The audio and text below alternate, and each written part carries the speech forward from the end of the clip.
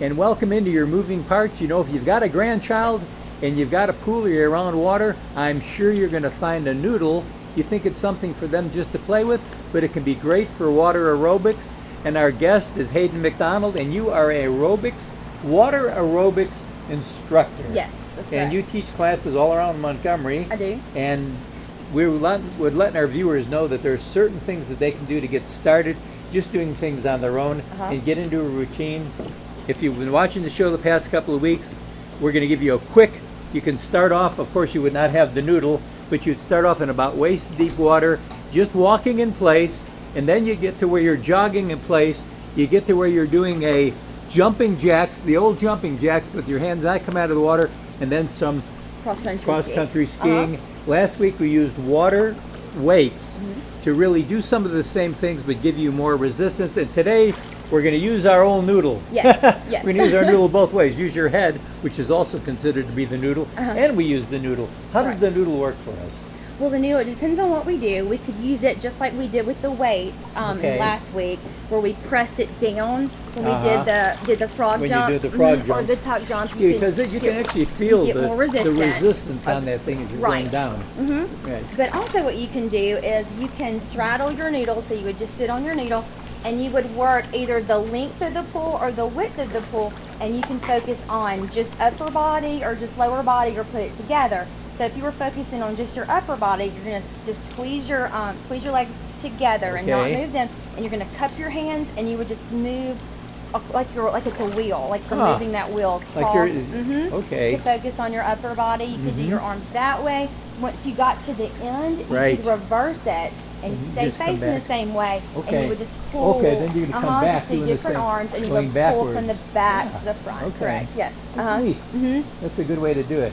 Yes, and then for your lower body, you would need to get in deeper water, but you could just you could do it out front here as well, but just bicycle your legs and really get a good lower body workout there. And a lot of times people do that same bicycle thing by just getting to the edge of the pool. You sure could. Or even if you're now, what about? Can you use the steps of the pool to kind of do the same thing for that lower body? You could. Where you can bicycle? You sure could. You could just sit on the step. Because you're sitting on the step. Right. And the main thing is the water is what's giving your legs that resistance. And it's the thing that's helping your lower body. Right. That's correct. Okay. So we can put this in the conjunction with everything that we've been doing so far. So we've got the basic way that we start. And it's kind of like a warm-up almost. You're kind of walking in place, and you're going to do that for about 30 repetitions. Okay, yes. Then you get to where you're going to run in place, get into your jumping jacks, and then get into your cross-country, and then start to bring in some additional weight, go through that same sequence with a little bit more weight, and then you can add in the noodle and do some of the exercises you've done there. So doing that, if we're going to wind up doing probably about at least 10 sets of that, we can be working about as much as 40 minutes, couldn't we? Absolutely, yes. And that 40 minutes is going to be good as far as losing weight. Right. Because you're going to have, I'm going to flip around this way because I'm getting away from the microphone there. I'm talking to you, and everybody's probably saying, where? His voice is going away. Of course, it's loud anyway. But again, doing that, you're going to be able to, it's very good on your body. It's good on, especially if you have osteoporosis. That's right. If you're a little bit obese. If you have back issues.